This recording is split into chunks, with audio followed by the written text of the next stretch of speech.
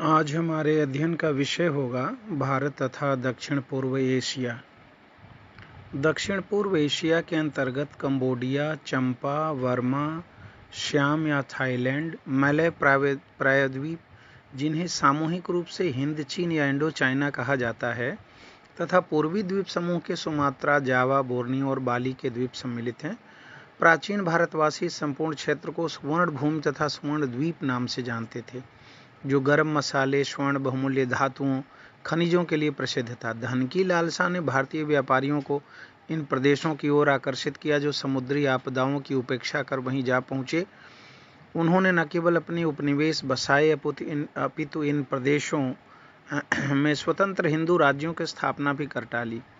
साहित्यिक तथा पुरातात्विक प्रमाणों से संकेत मिलता है कि दूसरी शताब्दी से लेकर 15वीं शताब्दी तक यहाँ भारतीय राजवंशों ने शासन किया।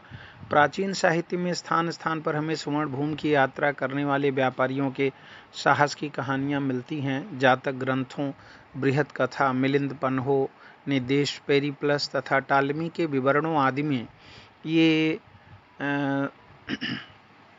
सुरक्षित हैं। दीपवंश तथा महावंश के अनुसार स्वर्ण तथा उत्तर नामक बौद्ध भिक्षुओं ने स्वर्ण भूमि में जाकर अपने धर्म का प्रचार किया था। जातक ग्रंथों में मरुकच्छ बंदरगाह से व्यापारियों के स्वर्ण भूमि जाने का उल्लेख मिलता है। महाजनक जातक में एक राजकुमार का स्वर्ण भूमि के कुछ व्यापारियों के साथ यात्रा पर जाने का उल्लेख मिलता है। अर्थशास्त्र, कथा, सरित सागर, पुराण आदि ग्रंथ भी स्वर्ण भूमि का उल्लेख करते हैं। रामायण में यवद्वीप, जावा तथा सुमात्रा का उल्लेख मिलता है, जहां सोने की खानें थीं।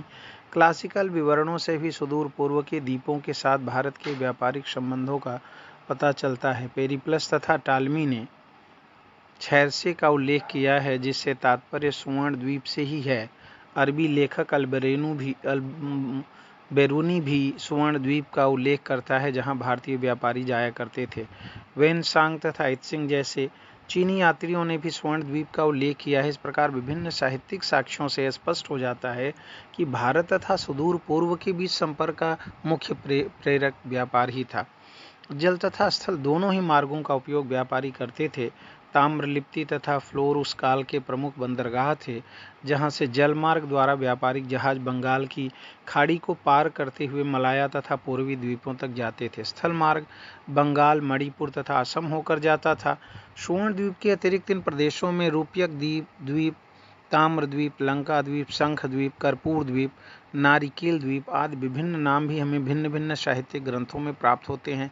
कालांतर में यह व्यापार, वाणिज्य संबंध, राजनीति तथा सांस्कृतिक संपर्क में परिणत हो गया। भारतीय व्यापारियों ने अपनी संस्कृति को वहां फैलाया तथा कुछ व्यापारी इन देशों में स्थायी तौर पर बस गए और उन्होंने राजनीतिक सत्ता भी हथिया लिया। साहसी क्षत्रिय राजकुमारों ने वहां पहुंचकर अपने राज्य स्थापित किए।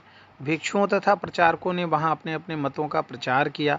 विभिन्न स्रोतों के आधार पर हम कह सकते हैं कि ईसा की दूसरी शताब्दी तक हिंद, चीन में भारतीय राज्यों की स्थापना हो चुकी थी।